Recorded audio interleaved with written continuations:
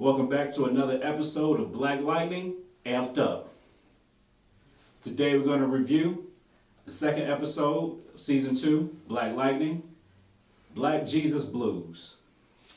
There's a lot of blues going on in this episode. I mean, it was a little somber. The tone was very, very low, but you know, some stuff happened. So that's what we're here to talk about. Well, the first thing that was blue was Nelly's face after he got slapped for a time.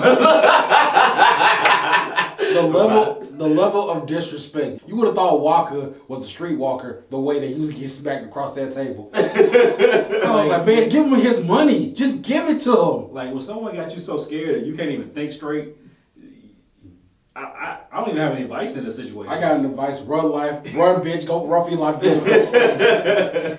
You got new legs. I was like, I'm a grown ass man. I refuse to let another grown ass man just smack me around like that. But he got the strength of 3 men. I don't care if he got the strength of a 5 man and a gorilla. We gon' dance.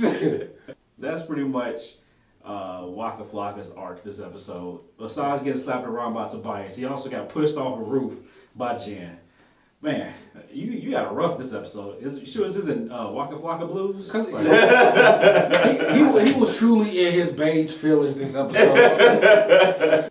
So let's move on to another character, title character, Black Lightning, Jefferson.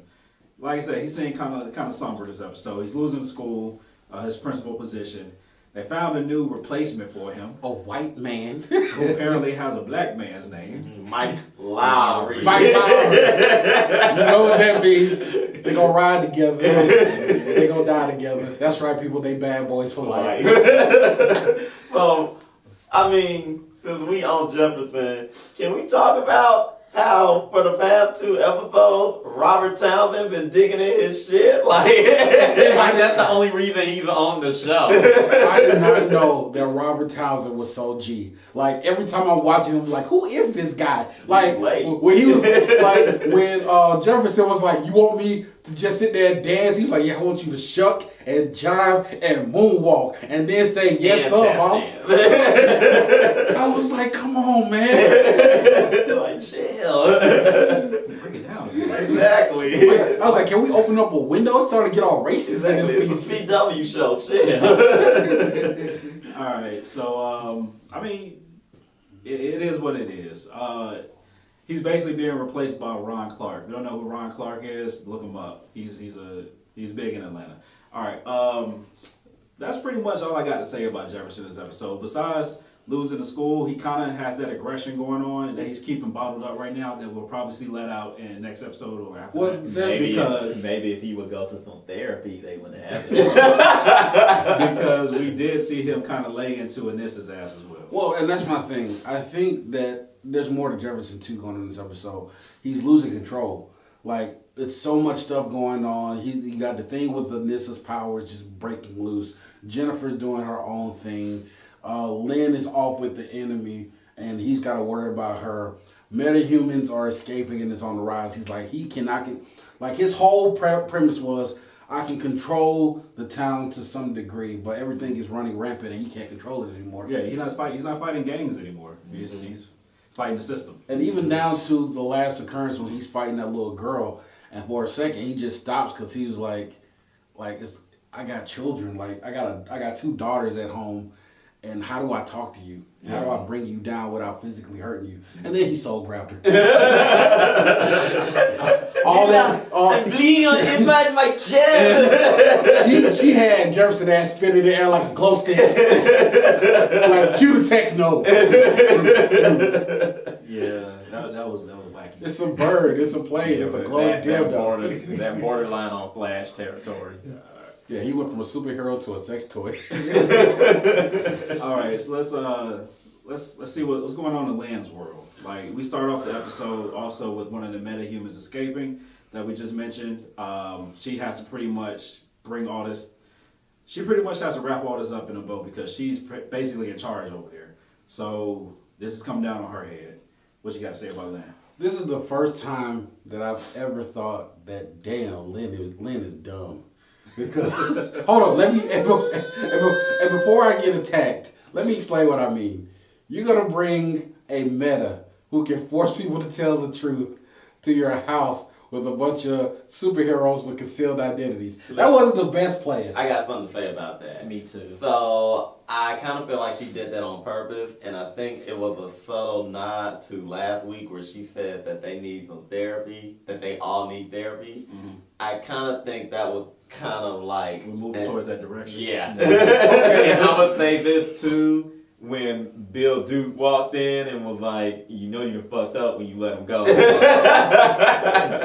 every time he starts a sentence, you know you fucked up.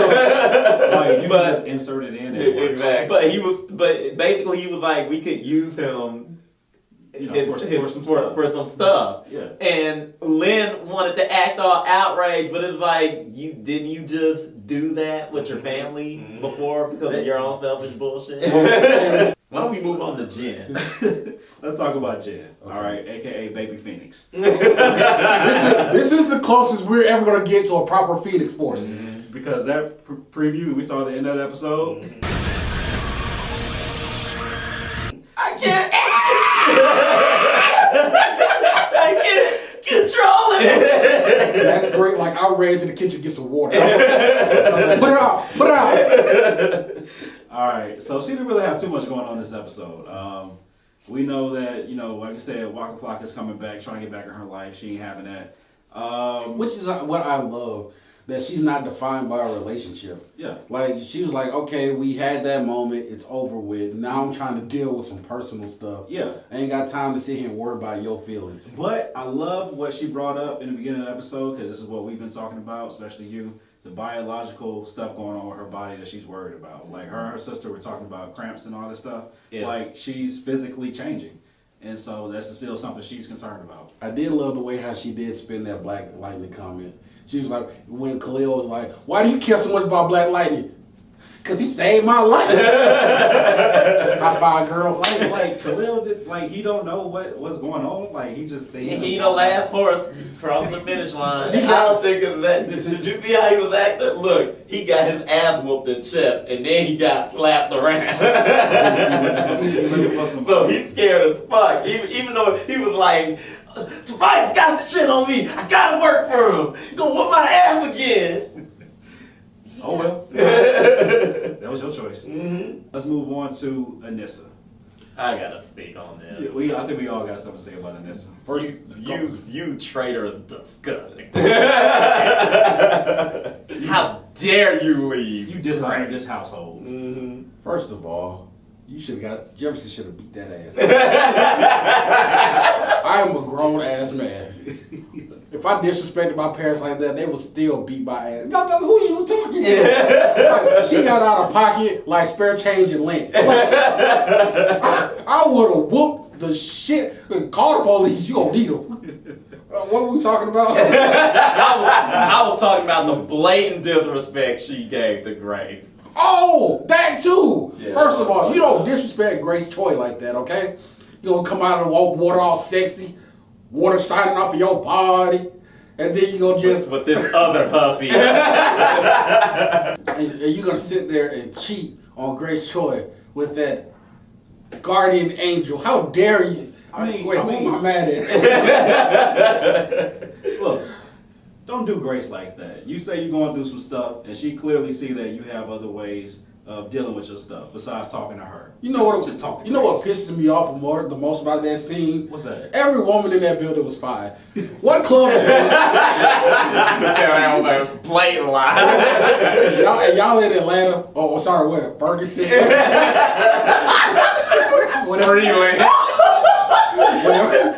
whatever city y'all in. Last thing to say about Anissa, we can definitely see that she's, like you said, getting out of pocket, and she's on that fence, and either she's gonna have to learn a lesson or she's gonna create the outsider. So I'm just putting it out there. Nah, forget that. Let's tell the truth. She's feeling herself right now. Yes, I is. think I'm waiting. I'm waiting for the episode where she fall on her ass. Another man gonna come out. Another ain't gonna scrub the ground with her up in the ass. She gonna be like, Dad, I fucked up. And the thing that on a real note, this is the part that pisses me off. And I think Jefferson is like, this is a life lesson she needs to know. The crowd is always your friend when they like you. But when they turn on you, that's a whole other side she ain't ready for. I mean, literally, like for like a 3-episode stint last season, they was going through fuck Black Lightning, he a murderer, just because random motherfuckers said it. Yeah. So you don't think they'll say that about you? Yep. And that's what Jefferson's like, yeah, the ride up is, amazing, but the fall down is even worse. All right, last person we got to talk about. The man has a plan. He's trying to make moves. He wants to be the international gun runner. And by guns, I mean metahuman powerhouse. Tobias, he's cleaning up loose ends. So I'm going to tell you where you fucked up. Yeah. See, and I'm going to back up this play too. So he wants to get metahuman armies, right? So when that one come along, that's stronger than 3 men. like every other meta. You can slap Walker around. They gonna start thinking they the brain, and you can't amputate this leg. Because guess what? If Tobias Wells had to go against Storm Jr., Storm Jr. would have watched him. Let's be real about it. And I think the same meta that's gonna screw up the ground with Anissa gonna start off with Tobias. But here's my thing: He's gonna clean the streets. The biggest mistake he made is that now nobody has a reason to be loyal to you, because we see what happens if somebody's right. Like the old dude he killed in the home. This dude had to be ride or die with you since you was like back in the 60s. Back in the 60s, when you was 5 years younger. And come on, that age folks don't do that much. And he ride or die with you till he got to his old age. And just because you thought he was gonna flip on you, you killed him after all that time of loyalty. Why would I be loyal to you? Exactly. Well, this is what happens every time he loses someone close to him. He gets paranoid. Yeah, he starts getting irrational. So that's gonna be his downfall. But the thing about it is he backs it up. The reason he's not worried about it is because he supplants the loyalness with fear. If you scared I'm gonna fuck you up, you'll be loyal. That's why he slapped around Walker at the beginning. Which I don't get, because you sent cyanide to her death. So why you thought cyanide can handle it? Okay. Cyanide been around at least since which the beginning. contradicts his whole I want to build a metahuman army. If you getting low tier metas, what's a robot? You can kill a robot. And I think what he has to have the cure. Well, he doesn't even have the cure. How are you building this army when the lifespans of these children with the powers are dying? Unless you have the cure, it's useless. Well, first of all, he ain't got any of the kids yet. He's probably gonna wait in the wings until someone, I don't know, Lynn finds the cure or finds the way to sustain him. Yeah. All right. So that's pretty much our recap for Black Lightning Season 2, Episode 2, Black Jesus Blues. All in all, it was an okay episode. Some things are happening. Some things have been put in motion. So we want to see how this resolves by the end of the season. And if he don't smack Robert Townsend, you got one more episode to pull his whole card. You got one more. Yu-Gi-Oh up in here. I play Try You. Your move. All right, so join us next week as we do our next recap of Black Lightning. Poke around the YouTubes, our channel. Subscribe, like, see what we got going on. Leave a comment. What you like about this episode? And maybe we did something wrong. Put it in the comments so we can tell you about yourself. We don't read the comments. No, we just read IP addresses so we can find out where the funk you live. So until next time, stay greasy.